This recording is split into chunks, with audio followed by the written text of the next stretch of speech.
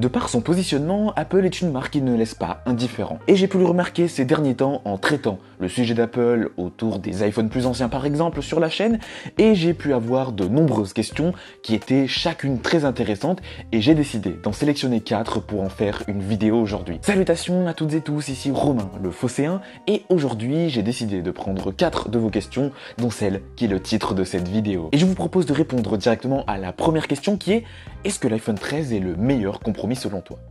Pour répondre à cette question, je pense que c'est assez évident, mais pour moi, si on a des usages classiques avec un téléphone, aujourd'hui, oui, l'iPhone 13 est un excellent téléphone, c'est un bon compromis entre finalement les performances qu'il propose, le fait qu'il soit quand même assez récent, et puis c'est un téléphone qui est durable, mine de rien. Donc aujourd'hui, au prix auquel on arrive à le trouver en reconditionné, qui est entre 400 et 500 euros, c'est difficilement un iPhone qui n'est pas recommandable. Après, si vous avez un pouvoir d'achat un petit peu plus limité, c'est vrai qu'un iPhone 12 aujourd'hui a encore du sens. Pour l'avoir essayé récemment, et pour vous en avoir aussi proposé un point de vue aussi récemment dans une vidéo FAQ, oui, l'iPhone 12 aussi a du sens, mais je pense que aujourd'hui, clairement, l'iPhone 13 est le meilleur compromis en 2024, sachant que les iPhone 16 vont sortir en septembre ou octobre 2024.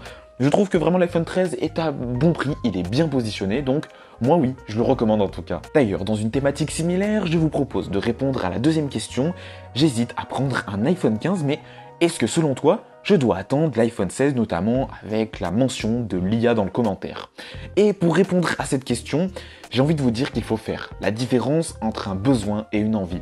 Pourquoi je dis ça? Car ça a vraiment son importance. Aujourd'hui, si vous avez besoin d'un iPhone, évidemment que prendre un iPhone récent comme l'iPhone 15, ça a du sens. Il est bon, il est excellent, et l'iPhone 16 ne va pas non plus tout révolutionner. Donc aujourd'hui, oui, si c'est vraiment un besoin, je pense que c'est un bon choix de prendre un iPhone 15. Maintenant, si c'est une envie, je pense que c'est pas mal d'attendre en vrai, parce que ça veut dire que vous n'avez pas la nécessité de changer de téléphone maintenant, et pour moi je pense que c'est le maître mot, patienter si c'est seulement une envie.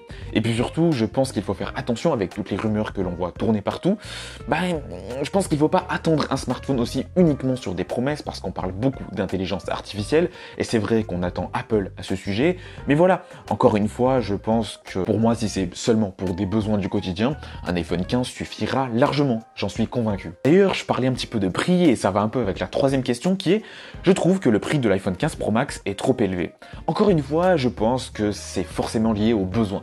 En effet, si forcément pour des besoins professionnels ou simplement qu'on a envie de se faire plaisir ou s'offrir un beau produit pour des usages qui vont avec, un iPhone 15 Pro Max paraît pas si cher. Maintenant, oui, 1479 € dans un téléphone, c'est vrai que c'est cher. C'est plus cher que ce MacBook Air que j'ai ici, donc c'est pour dire à quel point vraiment cet iPhone 15 Pro Max coûte super cher. Mais il y a quand même des petites choses qui sont intéressantes, et je pense notamment au format log qui permet vraiment d'exploiter de la vidéo à but professionnel. Et ça, pour le coup, avec un iPhone non pro ou même de nombreux téléphones sur le marché qui sont parfois au même prix, on ne peut pas faire ça. Mais aujourd'hui, on peut très bien tous se contenter d'un téléphone autour des 500-600 €, et puis même, je pense au Pixel 8 qui est par exemple excellent si on va du côté Android, qui aujourd'hui pour entre 600 et 700 € fait largement l'affaire. Franchement, c'est un super téléphone. Donc voilà, aujourd'hui on peut se contenter de téléphones à ce prix-là. Mais je pense que pour revenir à la question de base, pour certains, c'est un prix raisonnable en fait, de payer 1479 € en fonction de leurs besoins. Mais pour d'autres, c'est un salaire dans un téléphone. Donc là, clairement, pour la consommation de contenu, j'ai envie de dire, autant prendre un iPhone 13 ou, comme je le disais en début de vidéo, même un iPhone 12 en fait. D'ailleurs, vu que je parle d'iPhone 12, j'ai une question sur un iPhone encore plus ancien qui est: tu penses quoi de l'iPhone XS Max en 2024? J'ai envie de dire que je vais répéter mes propos que j'ai dit sur l'iPhone 11 la semaine dernière dans ma vidéo à ce sujet. Pour l'iPhone XS Max aujourd'hui, je peux difficilement vous le recommander quand même. C'est un téléphone aujourd'hui, c'est vrai qu'on arrive à trouver à très bon prix. C'est vrai qu'aujourd'hui, à 250 €, c'est facile de trouver un iPhone XS Max, voire même moins cher. Mais la vérité, c'est que moi, je le recommande pas. Il est vraiment plus lent, il a plus des fonctionnalités qui sont made in 2024.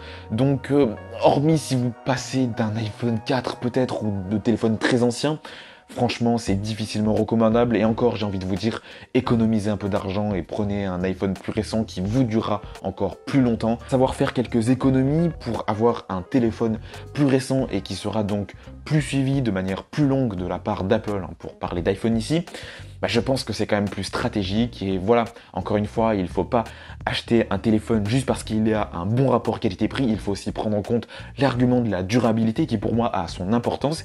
Et parfois, hein, pour des iPhones plus anciens, pour 150 € de plus, on peut se retrouver avec un iPhone bien plus récent et qui durera forcément beaucoup plus dans le temps. Voilà en tout cas ce qui va conclure cette vidéo. J'espère évidemment qu'elle vous a plu, qu'elle vous aura intéressé. Et puis si vous avez des questions autour des thématiques que j'ai pu traiter dans cette vidéo, n'hésitez pas parce que voilà, de manière comme ça directe, je réponds hein, sans aucun texte, sans aucun script, comme je peux le faire dans mes vidéos habituelles.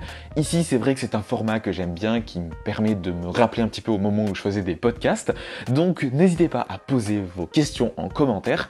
J'y répondrai évidemment soit directement, soit dans une vidéo dédiée comme j'ai pu le faire aujourd'hui. Merci à tous de votre visionnage et on se retrouve la semaine prochaine à 11 h comme d'habitude tous les dimanches.